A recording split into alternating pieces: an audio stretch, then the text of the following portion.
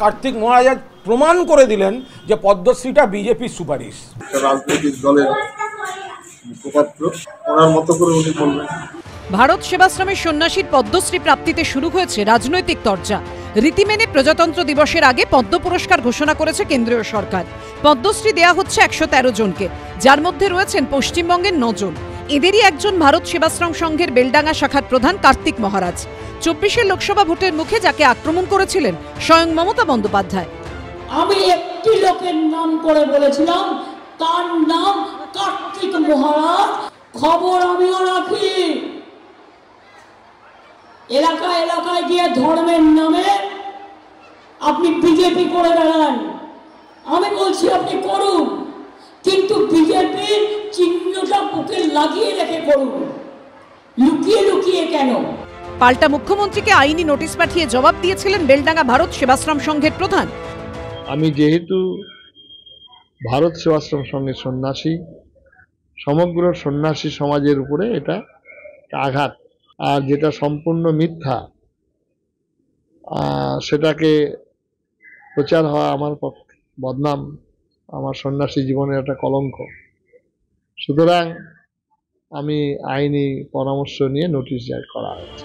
এমনকি বাংলাদেশে হিন্দু নিপীড়নের প্রতিবাদেও গর্জে উঠেছেন কার্তিক মহারাজ। বেলডাঙ্গা ভারত সেবাশ্রম সংঘের প্রধান সেই কার্তিক মহারাজকেই এবার পদ্মশ্রী পুরস্কার দিতে চলেছে মোদী সরকার। আর সন্ন্যাসীর পদ্মপ্রাপ্তির নেপথ্যে পদ্ম শিবিরেরই হাত দেখছে তৃণমূল।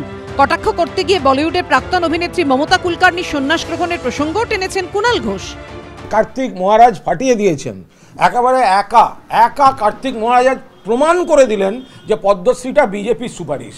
তাকে দিয়ে বিজেপি প্রমাণ করে দিল যে সবসময় পদ্মের শ্রী থাকে না, মাঝে মাঝে পদ্ম বিশ্রীও হয়। কার্তিক মহারাজ হিন্দুত্বের ব্র্যান্ড অ্যাম্বাসাডার নন, তো সুতরাং এই একটি দিয়ে বাকিদের গুণ বৈশিষ্ট্য সব জল ঢেলে বুঝিয়ে দিয়েছে এটা বিজেপির নিজস্ব এজেন্ডার কাজ। আরে মমতা কুলকার্নিও সন্ন্যাসী হয়েছে।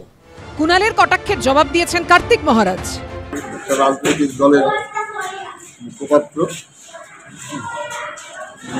ওনার চিন্তা, ওনার ভাবনা, ওনার বিদ্যা বুদ্ধি অনুসারে যেটা বলেছেন ওনার মতো করে উনি বলবেন। উনি তো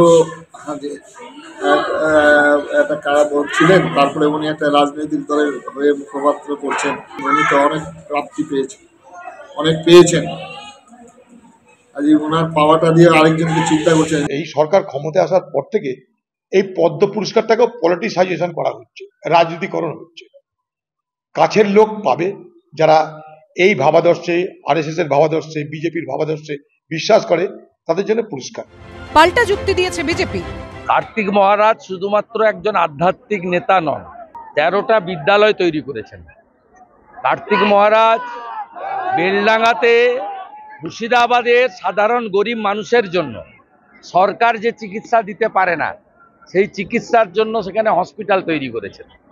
তাই কেবলমাত্র সনাতনী জাগরণ বা গীতা পড়ার জন্য প্রচার শিলিগুড়ি থেকে কলকাতা এটা শুধু করেননি, তিনি শিক্ষা এবং স্বাস্থ্য ধর্ম বর্ণ নির্বিশেষে মানুষের জন্য সেবাদান করার জন্য প্রতিষ্ঠান গড়ে তুলেছেন নীরবে নিভৃতে।